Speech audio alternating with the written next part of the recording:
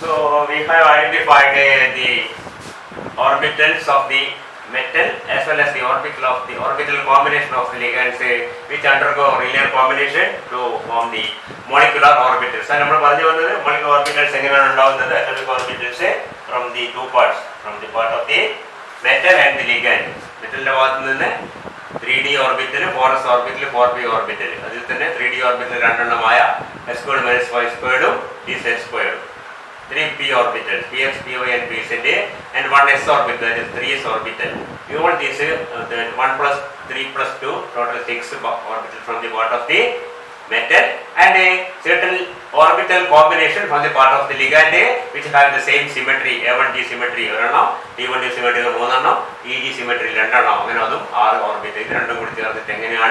Molecular orbitals, bonding and anti-bonding. And now we can draw the molecular orbital picture of a octahedral complex. Octahedral complex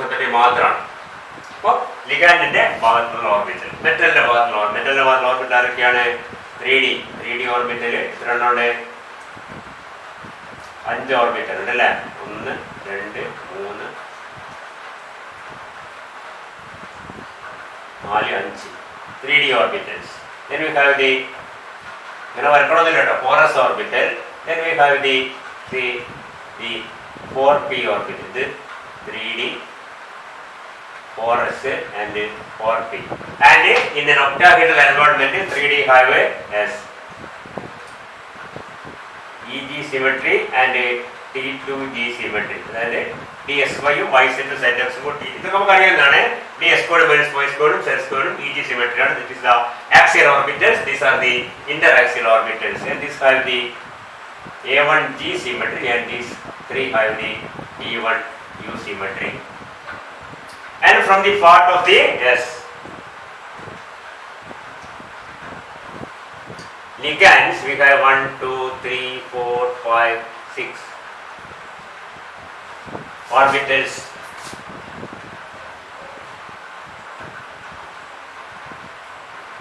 One have the A1G symmetry, 3 of them have the T1U symmetry, and the other 2 have the EG symmetry. These 6 orbitals are as different linear combinations of the different combination of atomic orbitals. P or P sigma orbitals in different combinations. A1G symmetry. A1G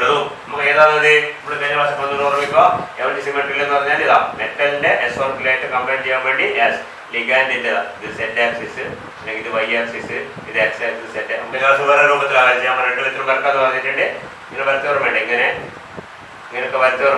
Yes, plus bonding anti-bonding combinations different combinations are now these are the metal atomic orbitals, and these are the ligand atomic orbitals. This sigma bond orbitals. T2 orbitals T2 orbitals 3D 4s 4p 4s 4p A1G T1 symmetry orbital sigma symmetry orbital orbital energy T2G. Now we have an A1G orbital and A1G orbital from these two parts joining to form an A1G bonding molecular orbital and an A1G anti-bonding orbital, A1G star and A1G. Clear? Then we have the T1U orbitals, that is the 3T and these 3 combining to form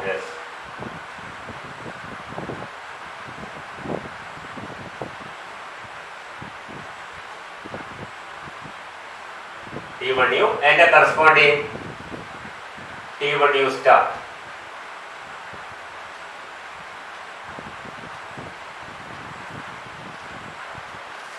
Then we have the EG orbital and this EG orbital combined to form. Side lo ida sadalla EG and say EG star. No idan kuഴപ്പമില്ല. ഇതാണ് എന്ത് പറയുന്ന സ്ഥലമില്ല molecular orbitals വരച്ചിരിക്കുന്നത്. ശ്രദ്ധിക്കുക, A1G നിന്ന് നമുക്കറിയാം, A1G യിൽ നിന്ന് ഒരു ലൈൻ വരച്ചാൽ കുറച്ചുകൂടി ക്ലിയർ ആയിരുന്നു. ഈ ചിത്രങ്ങളിൽ ശ്രദ്ധിക്കുന്നത് പലപ്പോഴും എക്സാം എടുത്ത് ചോദിക്കുന്ന ഒരു ഫിഗറാണ് A1G. അതിൽ തന്നെ A1G star. Okay, now we have a T1U star and a T1U. Good, no? T1. അതേപോലെ EG യിൽ നിന്ന്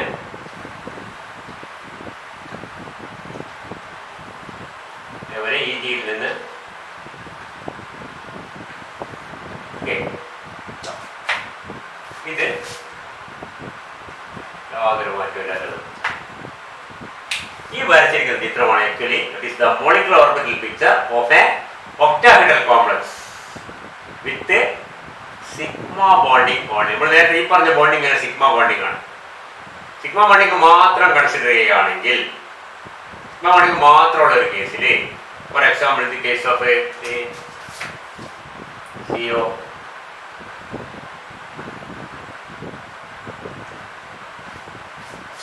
കൊബാൾട്ടും അമോണിയ തമ്മിൽ സിഗ്മ ബോണ്ട് പൈ ബോണ്ട് ഇല്ല. കാരണം പൈ ബോണ്ട് ഫോം ചെയ്തിട്ട് ഓർബിറ്റ് ആയിട്ടുണ്ട് അമോണിയ. അവിടെ no pi bonding. It is not a sigma bonding orbit. Sorry, it is not a pi നമ്മൾ പറഞ്ഞതല്ല, പൈ ആസിഡ് പറഞ്ഞു വരുന്നതാണ്, കുഴപ്പമില്ല. പൈ ബോണ്ടിങ് ഒന്നുമില്ല, ഒരു സിഗ്മ ബോണ്ടിങ് മാത്രമുള്ള ഒരു കോംപ്ലക്സിൽ ഇതായിരിക്കും അതിന്റെ മോളിക്കുലർ ഓർബിറ്റൽ പിക്ചർ വരുന്നത്. ഇതെങ്ങനെ വരുന്ന കഴിഞ്ഞ ക്ലാസ് കണ്ട കാര്യങ്ങൾ ഓർമ്മിക്കുക. See, we are considering the atomic orbital of the metal and the different combination of the ligand p sigma orbital, which can undergo a linear combination with the metal atomic orbital. And we have seen that from the group theory we can say that those orbitals should have the A1G symmetry, T1U symmetry and the EG symmetry. And as far as the metal orbitals are concerned, the S orbital has the A1G symmetry, the 3p orbitals have the T1U symmetry, and the 2 of the 5d orbitals, that is the x squared minus y squared and the z squared orbital, have the EG symmetry. So we draw these orbitals and draw the corresponding combination of ligand p sigma orbital. ചിലതിൻ്റെ കൂടെ നമ്മൾ S ഓർബിറ്റലോട് 6 എണ്ണം വരക്കും, P orbital കൂടെ 1 എണ്ണം മാത്രമേ വരക്കേണ്ട ആവശ്യമുള്ളൂ, ഡിന്റെ കൂടെ 2 എണ്ണം വരക്കും. അങ്ങനെ വരച്ചിട്ട് വരക്കല്ല അങ്ങനെയാണ് ഉള്ളത്. അതിന്റെ bonding orbital antibody, bonding orbital വരുമ്പോൾ പ്ലസ് ചേർന്ന് വരും, മറ്റേ പ്ലസിന്റെ കൂടെ മൈനസ് വരുന്നത് നമുക്കറിയാം, ബോണ്ടിങ് ആന്റിബോഡി. അങ്ങനെ വരച്ചിട്ട് അതിന്റെ ഓർബിറ്റൽസ് കാണിക്കുക.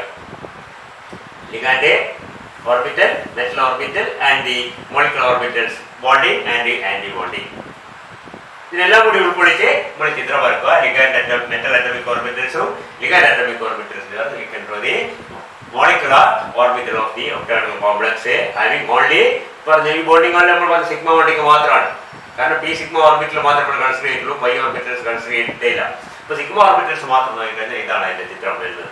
ഇതാണ് molecular orbital picture of a octahedral complex considering only sigma bonding. Metal ligand തമ്മിൽ സിഗ്മ ബോണ്ടിങ്ങും ചില ലിഗാൻഡായിട്ട് പൈ ബോണ്ടിങ് ഉണ്ടാവാം. അത് വരുമ്പോൾ ചിത്രത്തിൽ ചെറിയ മാറ്റങ്ങൾ ഉണ്ടാവും. നമ്മൾ ഉടനെ കാണുന്നത് ഇപ്പോൾ തൽക്കാലം സിഗ്മ ബോണ്ടിങ് മാത്രം കൺസിഡർ ചെയ്യുകയാണെങ്കിൽ ഒരു ഒക്ടാഹെഡ്രൽ കോംപ്ലക്സിന്റെ, ദാറ്റ് ഈസ് ML6 കോംപ്ലക്സിന്റെ, ML6 എന്ന് പറയുന്നത് എല്ലാ ലിഗാൻഡും ഒരുപോലെ ആയിരുന്നാൽ മാത്രം നമുക്കത് ശരിക്കും ഇതേ രൂപത്തിൽ വരും. ഇതിൽ ചെറിയ ചെറിയ വ്യത്യാസങ്ങളുണ്ടാവും, അതുപോലെ കാര്യം. പോട്ടെ, ML6 പോലത്തെ കോംപ്ലക്സിന്റെ മോളിക്കുലർ ഓർബിറ്റൽ പിക്ചറാണ് ഈ വരച്ചിരിക്കുന്നത്. നമുക്കറിയാം ഇനി നമ്മൾ കൺസിഡർ ചെയ്യേണ്ടത് ഫില്ലിംഗ് അപ്പ് ഓഫ് ഇലക്ട്രോൺസ് ആണ് അല്ലേ. ഇവിടെയുള്ള ഇലക്ട്രോൺസ് ഈ ഓർബിറ്റ് ഇവിടെ ഉണ്ടായിരുന്ന ഓർബിറ്റിൽ മോളിക്കുലർ ഓർബിറ്റൽസ് ഫില്ല് ചെയ്യുമ്പോഴേ start filling from the lowest energy orbit. ഇവിടെ എത്ര ഇലക്ട്രോൺസ് ഉണ്ടാവും? ദാറ്റ് ഡിപ്പെൻഡ്സ് ഓൺ ലിഗാൻഡിന്റെ ഭാഗത്ത് നമ്മൾ നോക്കിക്കഴിഞ്ഞാൽ ഓരോ ലിഗാൻഡും 2 ഇലക്ട്രോൺസ് ഡൊണേറ്റ്. കാരണം ലിഗാൻഡിന്റെ സിഗ്മ ഓർബിറ്റിൽ ആണ് 2 ഇലക്ട്രോൺ ഡൊണേറ്റ് ചെയ്യുന്നത്. അപ്പോൾ സ്വാഭാവികമായിട്ടും ഇതിൽ ഓരോന്നിലും 2 ഇലക്ട്രോൺസ് ഉണ്ടാവും. 2, 4, 6, 8, 10, 12 ഇലക്ട്രോൺസ് ഉണ്ടാവും അല്ലേ. പിന്നെ ഈ ഭാഗത്തോ, ഈ ഭാഗത്ത് മെറ്റലിന്റെ ഭാഗമാണ് മാറിക്കൊണ്ടിരിക്കും. കൊബാൾട്ട് ആണെങ്കിലും ഇപ്പോൾ കൊബാൾട്ട് 2 ആണെങ്കിൽ 7 ഇലക്ട്രോൺ ഉണ്ടാവും, കൊബാൾട്ട് 3 ആണെങ്കിൽ 6 ഇലക്ട്രോൺ ഉണ്ടാവും, ഫെറസ് ആണെങ്കിൽ 6 ഇലക്ട്രോൺ ഉണ്ടാവും, ഒരിക്കൽ 5 ഇലക്ട്രോൺ ഉണ്ടാവും അല്ലേ. നിക്കൽ ആണെങ്കിൽ 8 ഇലക്ട്രോൺ ഉണ്ടാവും, മാംഗനീസ് ആണെങ്കിൽ 5 ഇലക്ട്രോൺ ഇല്ലേ, മാംഗനീസ് 5 ഇലക്ട്രോൺ നമുക്കറിയാം 5 ഇലക്ട്രോൺ ഉണ്ടാവും. പിന്നെ മാറിക്കൊണ്ടിരിക്കും എന്തെങ്കിലും ആവട്ടെ. പിന്നെ നമ്മള് ആദ്യം കഴിഞ്ഞ ക്ലാസ്സിൽ തുടക്കത്തിൽ പറഞ്ഞൊരു കാര്യം ശ്രദ്ധിക്കുക. If the molecular orbitals are formed from two non-equivalent two orbitals of different energies, the bonding MO will have a more characteristic of the lower energy orbital, and the anti-bonding MOs will have a more characteristics of the higher energy. നമ്മൾ കഴിഞ്ഞ class പറഞ്ഞില്ലേ, രണ്ട് atomic orbitals ഒരേ energy ആണെങ്കിൽ molecular orbitals ഒരേപോലെ ഇരിക്കും, half nature ഉണ്ടാവും. പക്ഷേങ്കിൽ മാറുമ്പോൾ കഴിഞ്ഞ ക്ലാസ് ഇത്ര കാണിച്ചിട്ടുണ്ട്, ഓർമ്മ ഉണ്ടാവും. You can see that if the molecular orbitals are formed from atomic orbitals of different energies, then the bonding MO will have a more of the characteristic of the lower energy atomic orbital, and the anti-bonding MO will have a more of the characteristic of the higher energy orbital.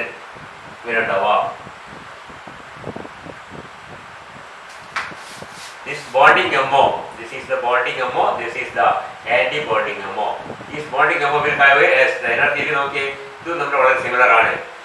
നേരത്തെ ഇതുമായിട്ട് വ്യത്യാസം കൂടുതലാണ്. ഇതിനാണെങ്കിലോ ഇതിനോടാണ് കൂടുതൽ അടുപ്പം, ഇതിനോട് അടുപ്പം കുറവാണ്. ഈ വ്യത്യാസം കൂടുതലാണ്, ഈ വ്യത്യാസം കുറവാണ്. ഇവിടെ എത്തുമ്പോൾ ഇവിടെ ആകുമ്പോഴോ ഈ വ്യത്യാസം കുറവാണ്, ഈ വ്യത്യാസം കൂടുതലാണ്. So the bonding MO will have the more of the characteristic of the lower energy orbital, and the anti-bonding MO, this one, will have a more of the characteristic of the higher energy orbital. അത് ഇവിടെ നമ്മൾ ആലോചിച്ചു കഴിഞ്ഞാൽ ഈ electrons ഒക്കെ എങ്ങോട്ടാ പോവാ? ഈ ഇലക്ട്രോൺസ് ഒക്കെ എവിടെയാ പോവാ? കാരണം എന്താണ്, ഇതിന്റെ ഓർബിറ്റിലും ഇത് തമ്മിൽ എനർജി വളരെ സിമിലർ ആണ്. We can say that these 12 electrons will be filled like this, 2 here, 2, 2, 2 here, and 2, 2 here. We can say that yes, there are 6 orbitals and 12 electrons. അപ്പോൾ ligand orbital ഉള്ള ligand electrons is supposed to go into the bonding molecular orbital. പറയുന്നത് clear ആവുന്നുണ്ടോ? Electron ഒരിക്കലും അങ്ങോട്ട് പോകുന്നില്ല, അതിനെ imagine ചെയ്യാൻ നോക്കി ബോണ്ടിങ്. അപ്പോൾ ഇവിടെ വരുന്ന ഇലക്ട്രോൺസ്, അതായത് നേരത്തെ പറഞ്ഞു മുമ്പേ പറഞ്ഞു, ഇവിടെ വരുന്ന മെറ്റൽ ഡി ഇലക്ട്രോൺസ് 3Dയും ഫോറസും 4P ഒക്കെ കാര്യമായിരിക്കും. നമുക്ക് ഫോറസ് ചിലപ്പോൾ ഉണ്ടാവാം, 4P കാര്യമാണ്. 3Dയിൽ ഇലക്ട്രോൺസ് ഉണ്ടാവും. 3Dയിൽ നമ്മുടെ ട്രാൻസിഷൻ മെറ്റൽസ് ആണെങ്കിൽ അയോൺസ് എടുത്തു കഴിഞ്ഞാൽ ഫോറസിലൊന്നും ഇലക്ട്രോൺസ് ഇല്ല, 3Dയിൽ മാത്രമേ ഉള്ളൂ. 3D1, 3D2 etcetera, 3D1 to 3D10 എല്ലാ ഇലക്ട്രോൺസ്, ഈ 1 മുതൽ 10 വരെയുള്ള ഇലക്ട്രോൺസ് എവിടെ ഫില്ല് ചെയ്യും? ഇവിടേക്ക് ഇവിടെ ഫില്ല് ചെയ്യും. 10 ഇലക്ട്രോൺ, ഇവിടെ 8 ഇലക്ട്രോൺസ് എന്ന് വിചാരിക്കാം. 2, 4, 6, 7, 8 ഇങ്ങനെ ഉണ്ടാവും. ഈ 8 ഇലക്ട്രോൺസ് വിൽ ഗോ ഇൻടു 1, 2, 3, 4 നമുക്കറിയാം. ആദ്യം സിംഗിളി ഫില്ല് ചെയ്ത് പിന്നെ 4, 5, 6 എന്നിങ്ങനെ ഫില്ല് ചെയ്യാം. അല്ലെങ്കിൽ 4, 5, 6. നമ്മൾ ഈ ചിത്രത്തിൽ ഗ്യാപ്പ് വളരെ കൂടുതലാണ്. ഈ ഗ്യാപ്പിന്റെ വാല്യൂവിനനുസരിച്ച് ഈ വരുന്ന electrons, that is the metal d electrons will occupy, it is supposed to come from the metal particles, will occupy the T2G, and ഈ ഓർബിറ്റിന്റെ പേരെന്തായിരുന്നു? മഞ്ഞത് EG സ്റ്റാർ ഓർബിറ്റിലാണ്. EG ഇവിടെ ഉണ്ടായിട്ടോ.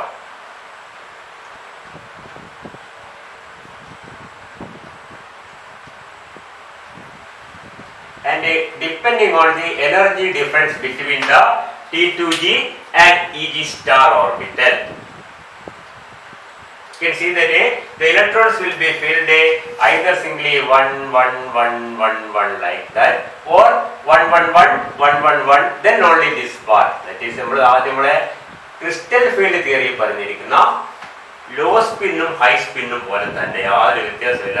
Electrons can occupy singly the T2G orbital and then occupy singly the EG star orbital, and then the remaining electrons will go by filling pairing with the T2G orbital. Or if the gap is very large, this electron will be filled 1, 2, 3, 4, 5, 6. ഈ 4, 5, 6 എപ്പോഴാവുക? The pairing energy is less than this gap.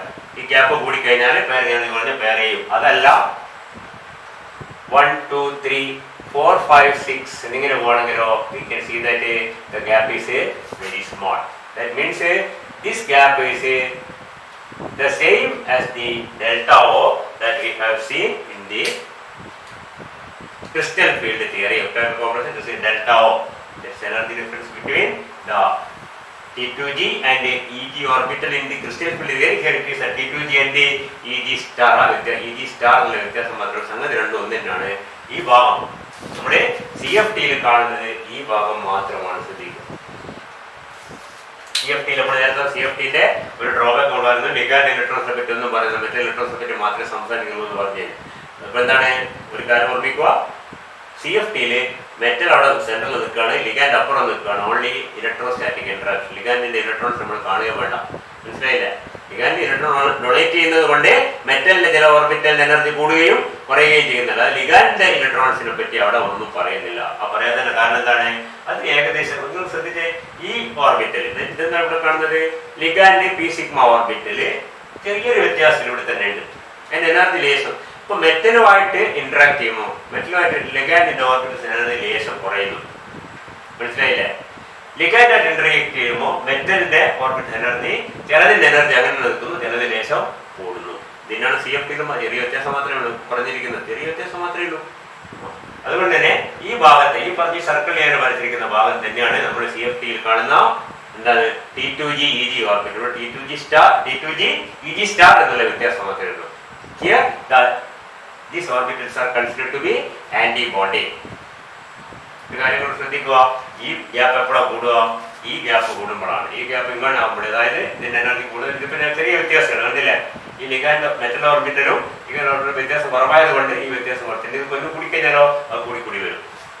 അതാണ് T2G-ന്റെ സ്ഥാനം എവിടെയും പോവില്ല, EG-ന്റെ സ്ഥാനം പൊതി പോകും, മനസ്സിലായില്ലേ? ഇപ്പൊ സ്വാഭാവികമായിട്ടും ലിഗാൻഡ് മെറ്റൽ നമ്മുടെ ബോണ്ടിങ്ങിന്റെ ഇന്ററാക്ഷൻ വലിപ്പം ചിലപ്പോൾ അനുസരിച്ച് എന്ത് സംഭവിക്കും? ഇത് കൂടുക കുറയുകയും ചെയ്യും. അതിനനുസരിച്ച് ചിലപ്പോൾ ലോ സ്പിന്നോ ഹൈ സ്പിന്നോ ആയി വരാൻ സാധ്യതയുണ്ട്. ഇതിനോട് എഡീഷണൽ ഫാക്ടേഴ്സ് വരുന്നത് ഓർത്തിയും മനസ്സിലാവും. ഈ ചിത്രം ആദ്യം മനസ്സിലാവുക, ഈ ചിത്രം വരച്ച് പഠിക്കുക. കാരണം ഈ ചിത്രം മിക്കവാറും എല്ലാ ക്വസ്റ്റ്യൻ പേപ്പറും നിങ്ങൾ പഴയ ക്വസ്റ്റ്യൻ പേപ്പർ എടുത്ത് നോക്കിയാൽ മനസ്സിലാവും, മിക്കവാറും എല്ലാ ക്വസ്റ്റ്യൻ പേപ്പറും കാണും. Draw the MO picture of N octahedral complex considering only sigma. ചിലപ്പോൾ പേര് എന്ന് പറയുന്നത് എക്സാമിന് മൊബൈൽ 3 എക്സാം മൊബൈൽ 3 എന്നോ അല്ലെങ്കിൽ exam considering only sigma bonding എന്ന് പറഞ്ഞ ചിത്രം മാത്രമേ വരണം. ചില ലിഗാൻസ് വരുമ്പോൾ ഈ സിഗ്മ ബോണ്ടിങ്ങിന്റെ കൂടെ അഡീഷണൽ ആയിട്ട് പൈ ബോണ്ടിങ് കൂടെ വരും. നമ്മൾ കുറച്ച് കഴിയുമ്പോൾ കാണും. അപ്പോൾ ഈ ചിത്രത്തിൽ കുറച്ച് കോംപ്ലിക്കേഷൻ, കുറച്ചുകൂടി ചെറിയൊരു മാറ്റം കൂടി വരും, ചെറിയ മാറ്റമേ ഉള്ളൂ. ക്ലിയർ? അപ്പോൾ ഇത് കൃത്യമായിട്ട് മനസ്സിലാക്കാം. മെറ്റൽ അറ്റോമിക് ഓർബിറ്റൽസ് ഈ 3D 4s ഓർബിറ്റൽ എഴുതിയത് വേണമെങ്കിൽ ചിലപ്പോൾ ND N+1s N+1p എന്നും എഴുതും. അത് വ്യത്യാസമില്ല. കാരണം നമ്മൾ ഇതിപ്പോൾ ഫസ്റ്റ് സീരീസിൽ സെക്കൻഡ് സീരീസിലോ തേർഡ് സീരീസിലോ വരുമ്പോഴും ഇതിൻ്റെ ചിത്രം യാതൊരു വ്യത്യാസമില്ല. അപ്പോൾ ND N+1s and N+1p 3D 4s 4p അല്ലെങ്കിൽ 4D 5s 5p അല്ലെങ്കിൽ 5D 6s 6p എന്തായാലും കുഴപ്പമില്ല. ഈ ഓർബിറ്റൽസ് ഈ ചിത്രം നമുക്ക് കിട്ടുന്നത് എവിടെ നിന്നാണ് ശരിക്കും പറഞ്ഞാൽ നമ്മൾ ഇന്നലെ പറഞ്ഞിരിക്കുന്ന ആ ഇന്ററാക്ഷൻസിൽ കൂടിയാണ്. അതായത് മെറ്റലിന്റെ A1G ഓർബിറ്റലും ലിഗാൻഡിന്റെ പി സിഗ്മ ഓർബിറ്റൽസിന്റെ ഒരു കോമ്പിനേഷനായ A1G കോമ്പിനേഷനും കൂടി കമ്പൈൻ ചെയ്യുമ്പോൾ A1G A1G സ്റ്റാറും കിട്ടും. അതിന്റെ രണ്ട് ചിത്രം കൂടെ ഇന്നലെ S ഓർബിറ്റലിനും കൂടെ വരച്ചു കൊടുത്ത് പിന്നെന്താണ് മൂന്നെണ്ണം ഒരുപോലെയുള്ള മെറ്റലിന്റെ 1 of the T1E ഓർബിറ്റലും അതായത് PXO PO PZ അതേകൂടെ ലിഗാൻഡിന്റെ കറസ്പോണ്ടിങ് സിഗ്മ ഓർബിറ്റലും അതായത് PX അങ്ങനെ അതിനോട് ആ എക്സസിനെ മാത്രമേ നമ്മൾ വരക്കും. POയിലെ വൈയിലെ വരക്കും. സെറ്റ് ഒരു പി ഓർബിറ്റൽ മാത്രമേ ലിഗാൻഡ് പി സിഗ്മ ഓർബിറ്റൽ ഒരു കോമ്പിന് ബാക്കിയൊക്കെ കോൺട്രിബ്യൂഷൻ 0 ആണ്. നമ്മൾ പറഞ്ഞ ഓൾറെഡി നിങ്ങൾക്ക് കോൺട്രിബ്യൂഷൻ 0 ആണ്, മനസ്സിലായില്ലേ? അതേപോലെ EG വരുമ്പോൾ രണ്ട് ടൈപ്പാണ്. P3 ഒരേ ടൈപ്പാണ്. ഇത് രണ്ട് ടൈപ്പാണ്. കാരണം T2G അല്ല EGയില് D(S2) Y2 ഷേപ്പും D(Z2) ഷേപ്പും രണ്ട്. അതിന് കറസ്പോണ്ടിങ് ആയിട്ടുള്ള ലിഗാൻഡ് പി സിഗ്മ കോമ്പിനേഷനും കൂടി വരച്ചിട്ട് ബോണ്ടിങ്ങും ആന്റിബോണ്ടിങ് ഓർബിറ്റലും കാണിക്കുക. രസയൊക്കെ ചോദിച്ചു കഴിഞ്ഞാൽ ആ ചിത്രങ്ങളൊക്കെ വരച്ച് കാണിക്കണം. ഡിസ്ക്രൈബ് ദി എന്താണ് MO പിക്ചർ അല്ലെങ്കിൽ MO molecular orbital theory to this complex അല്ലെങ്കിൽ draw the structure. Draw the MO picture എന്ന് പറഞ്ഞാൽ നമ്മൾ ഇത് മാത്രം കാണിച്ചാൽ മതി. ഒരു MO diagram draw the MO diagram for octahedral complex with sigma bonding only എന്ന് പറഞ്ഞാൽ ഈ ചിത്രം വരക്കും. MO തിയറി എക്സ്പ്ലെയിൻ ചെയ്യാൻ പറഞ്ഞു കഴിഞ്ഞാൽ ആദ്യം തൊട്ട് പറയണം. അതിന്റെ MO തിയറിയുടെ ആദ്യ ഭാഗവും അതായത് എന്താണ് അറ്റോമിക് ഓർബിറ്റൽ കമ്പൈൻ ചെയ്യാൻ വേണ്ട കണ്ടീഷൻസും അതിനുശേഷം പറഞ്ഞ ലിഗാൻഡിന്റെ മെറ്റലിന്റെ അറ്റോമിക് ഓർബിറ്റൽസ് നമ്മൾ ആദ്യം ഐഡന്റിഫൈ ചെയ്യുന്നതും അതെങ്ങനെ കമ്പൈൻ ചെയ്യുന്നുള്ളതും കമ്പൈൻ ചെയ്തിട്ട് ഇങ്ങനെ ഈ ചിത്രം കിട്ടുന്നുള്ള കാര്യങ്ങളും മനസ്സിലാക്കാം. അടുത്ത പോയിന്റ് ഇനി അടുത്ത പോയിന്റ്, അപ്പൊ ഈ ചിത്രം നമ്മളെ മനസ്സിൽ ആദ്യം പതിപ്പിച്ച് വെക്കുക. അടുത്ത പോയിന്റ്, ഈ സിഗ്മ ഓർബിറ്റ് ബോണ്ടിങ്ങിന് കൂടാതെ ഒരു എക്സാമ്പിൾ ഞാൻ പറയാം. ഒരു ക്ലോറൈഡ്, അത് ligand chloride, suppose the ligand is chloride MnCl6 എന്നുള്ള കോംപ്ലക്സ് ആണ്. MCl6 3- ഒരു കോംപ്ലക്സ് ആയി PCl6 3- എന്തെങ്കിലും ആവട്ടെ, what ever it may be. ഇവിടെ നമ്മൾ കൺസിഡർ ചെയ്തത് മെറ്റലിന്റെ ക്ലോറൈഡിന്റെ ഒരു പി സിഗ്മ അല്ല, ഇതും മെറ്റലിന്റെ ഓർബിറ്റിൽ കൂടി ഇങ്ങനെ, ഇതാണ് നമ്മൾ കൺസിഡർ ചെയ്തത്. ഇതാണ് സിഗ്മ ബോണ്ടിങ് എന്ന് പറയുന്നത്. ഇനി ഈ ക്ലോറൈഡിന്റെ മുകളിൽ വേറെ ചില ഓർബിറ്റൽസ് നമുക്കറിയാം അല്ലേ. ക്ലോറൈഡ് ആയതുകൊണ്ട് 4 ലോൺ പേഴ്സ് ഉണ്ട്. Chloride itself is S2P5 chloride ആകുമ്പോൾ S2P6 ആവും. എല്ലാ പി ഓർബിറ്റിലും ഓക്കുപ്പൈഡ് ആണ്. പി ഓർബിറ്റിലൊക്കെ ഇലക്ട്രോൺസ് ഉണ്ട്. വേറെ പി ഓർബിറ്റിൽ ഇങ്ങനെ പെർപെൻഡിക്കുലർ ആയിട്ടുണ്ടോ, ഒന്നിങ്ങനെ ഉണ്ടാവും അല്ലേ, ഒന്നിങ്ങനെ ഉണ്ടാവും, വേറൊരു പി അങ്ങനെ ഉണ്ടാവും. ഓക്കെ, ആൻഡ് ദ മെറ്റൽ ഉപയോഗിച്ച് ഈ ഓർബിറ്റിൽ ഏതാണ് ഈ ഡി ഓർബിറ്റിൽ അത് എന്താണ്, അത് one of the D orbital, that is the EG orbital. കാരണം നമ്മുടെ ചിത്രത്തിനനുസരിച്ച് ആക്സിസിലാണ് ലിഗാൻഡ് ഇരിക്കുന്നത്. ആക്സിസ് വരുന്ന മെറ്റൽ ഓർബിറ്റൽ എന്ന് പറഞ്ഞാൽ ഏതാണ്, EG ഓർബിറ്റലാണ്. EG ഓർബിറ്റൽ സ്ഥാനം ഇങ്ങനെയാണ്. ഇത് ക്ലോറിൻ ആണെങ്കിൽ ക്ലോറിന്റെ അനിവാര്യത്തെ പി ഓർബിറ്റൽ ഇങ്ങനെ ഉണ്ടാവും. അപ്പൊ ഈ പറഞ്ഞ ക്ലോറിന്റെ പി ഓർബിറ്റലും ലിഗാൻഡിന്റെ ED ഓർബിറ്റൽ വേക്കന്റ് ആണെങ്കിൽ, ശ്രദ്ധിക്കുക, ED ഓർബിറ്റൽ വേക്കന്റ് ആവാൻ ഒരുപാട് സാധ്യത അല്ലേ, കാരണം എല്ലാത്തിലും ഇലക്ട്രോൺ ആണെങ്കിൽ ഇത് തമ്മിൽ കൊടുക്കൽ വാങ്ങലാണ്. ഇവിടെയുള്ള ഫിൽഡ് ഓർബിറ്റലും ഇവിടെയുള്ള empty d ഓർബിറ്റലും എന്താണ്, this is actually a ligand to metal pi bond form. പറയുന്ന കാര്യം ക്ലിയർ ആണ് നിങ്ങൾക്ക്. ലിഗാൻഡിന്റെ മുകളിലുള്ള നമ്മൾ ഈ പറഞ്ഞ T2 ഓർബിറ്റൽ, ഈ ഇലക്ട്രോൺസ് വേണം നിർബന്ധമില്ല. D0 ആവാം, D1 ആവാം, D2 ആവാം, D3 അപ്പോഴൊക്കെ വേക്കൻസി ഉണ്ടാവാം. ഈ വേക്കന്റ് ഓർബിറ്റൽ ഉണ്ടെങ്കിൽ എന്ത് ചെയ്യാം, ആ വേക്കന്റ് ഓർബിറ്റലും മെറ്റലിന്റെ ഫിൽഡ് ഓർബിറ്റലും കൂടി ഒരു ലാറ്ററൽ ഓവർലാപ്പ്, സിഗ്മ ബോണ്ട് അല്ല, അതാണ് പൈ ബോണ്ട്. എന്താണ്, ലിഗാൻഡ് വീണ്ടും ലിഗാൻഡ് ശരിക്കും ഈ സിഗ്മ ബോണ്ടിലെ കൂടി ഇലക്ട്രോൺ ഇങ്ങോട്ട് കൊടുത്തു, പൈ ബോണ്ടിലെ കൂടി ഇലക്ട്രോൺ മെറ്റലിന് കൊടുക്കാൻ പറ്റും ചില ലിഗാൻസ്, ക്ലോറൈഡ് പോലെ ലിഗാൻസ്. ഇനി മറ്റു ചില ലിഗാൻസിന് ഇവിടെ വേക്കന്റ് ആയ ഓർബിറ്റൽ ഉണ്ടാവാം, ഇവിടെ ഫീൽഡ് ആവാം, ഇവിടെ ഇലക്ട്രോൺ ഉണ്ടാവാം, കാരണം ഇവിടെ ഇലക്ട്രോൺസ് ഉണ്ടാവാൻ സാധ്യതയുണ്ട്. അങ്ങനെ വരുമ്പോൾ തിരിച്ച് അതെന്താണ്, അത് metal to ligand pi bond, metal തിരിച്ച്. ഇവിടെ ശരിക്കും പറഞ്ഞാല് ലിഗാൻഡ് മെറ്റലിലേക്ക് ഇലക്ട്രോൺ കൊടുക്കും, സിഗ്മ ബോണ്ടിലേക്ക് കൂടി മെറ്റൽ ലിഗാൻഡ് ഇലക്ട്രോൺ കൊടുക്കുന്നു പൈ ബോണ്ടിലെ കൂടി. ക്ലിയർ? അങ്ങനെയാണ്. ഇപ്പൊ 2 ടൈപ്പ് പൈ ബോണ്ടിങ് ഉണ്ടാവാനുള്ള സാധ്യത, എല്ലാ സ്ഥലത്തും ഉണ്ടാവാനുള്ള സാധ്യതയുണ്ട്. കണ്ടീഷൻസ് ഒത്തു വരികയാണെങ്കിൽ, one is ligand to metal pi bond in a case where the ligands have a suitable S pi orbital with electrons and the metal have a vacant D2G orbitals. And another case where the metal have filled D2G orbital and the ligand have a suitable symmetry as sigma orbital pi orbital which is vacant. Vacant ആയ pi orbital suitable സിമെട്രിയുള്ള pi orbital ലിഗാൻഡിന്റെ മുകളിലും filled T2G orbital മെറ്റലിന്റെ മുകളിലും ഉണ്ടെങ്കിൽ എന്ത് നടക്കും, metal to ligand pi bond formation നടക്കും. 2 പൈ ബോണ്ട് തന്നെയാണെങ്കിലും ഒന്ന് മെറ്റൽ ലിഗാൻഡ് കൊടുക്കുന്ന പോലെ മറ്റേ ലിഗാൻഡ് മെറ്റൽ കൊടുക്കുന്ന പോലെയാണ്. ഒരു ഭാഗത്ത് empty ഒരു ഭാഗത്ത് ഫില്ലും ആയിരുന്നാൽ മാത്രമേ നടക്കുക. മെറ്റലിന്റെ ഭാഗത്ത് ഇലക്ട്രോൺ ഉണ്ട്, ലിഗാൻഡിന്റെ ഭാഗത്ത് ഇല്ലെങ്കിൽ metal to ligand pi bond, ലിഗാൻഡിന്റെ ഭാഗത്ത് മെറ്റലിന്റെ ഭാഗത്ത് ഇല്ലെങ്കിൽ ligand to metal pi bond. 2 types of pi bonds are possible. Apart from the bond we have, ഇത് നമ്മൾ കൺസിഡർ ചെയ്ത് കഴിഞ്ഞു. Sigma bond consider, sigma bond പുറമെ എല്ലാ കേസിലും ചില കേസിൽ ഈ പറഞ്ഞ 2 ടൈപ്പ് ബോണ്ടിങ് നടക്കാൻ സാധ്യതയുണ്ട്. അങ്ങനെ വരുമ്പോഴേ ഈ ചിത്രത്തിൽ എന്ത് മാറ്റം വരുന്നത് നമുക്ക് അടുത്ത് കാണേണ്ടത്.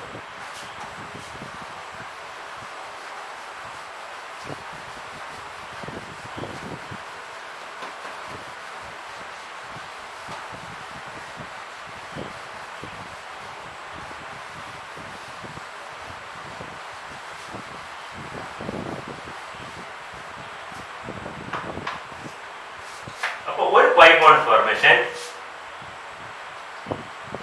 എന്താണ്,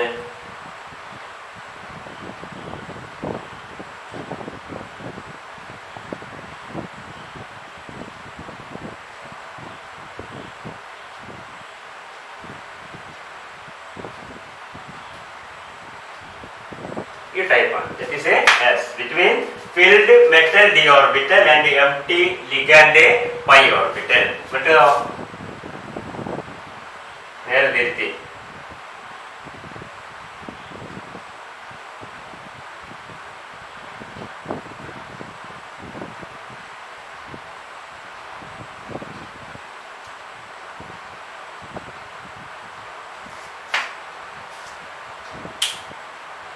Clear? And we can see that empty ligand pi orbital means ligand is actually accepting electron from the metal. So the ligand is acting as a electron acceptor. So this is a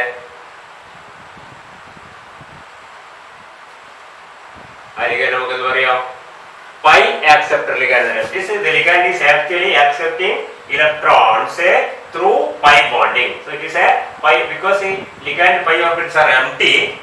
On forming a pi bond with the metal filled d orbital, they actually gain some electrons. That means it is a pi acceptor ligand.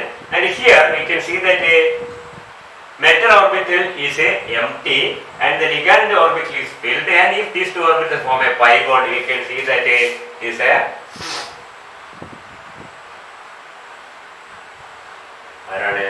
അതൊരു pi donor ligand ആണ്. ഇപ്പൊ രണ്ട് type ligands ഉണ്ടാവാം. Pi donor ലിഗാൻഡ്സും pi acceptor ലിഗാൻഡ്സും. ഒന്നും വല്ലാത്ത ലിഗാൻഡ്സ് ഉണ്ട്. നമുക്ക് ഇത് രണ്ട് സാധ്യമല്ലാത്ത ലിഗാൻഡ്സ് ഉണ്ട്. മനസ്സിലായില്ലേ?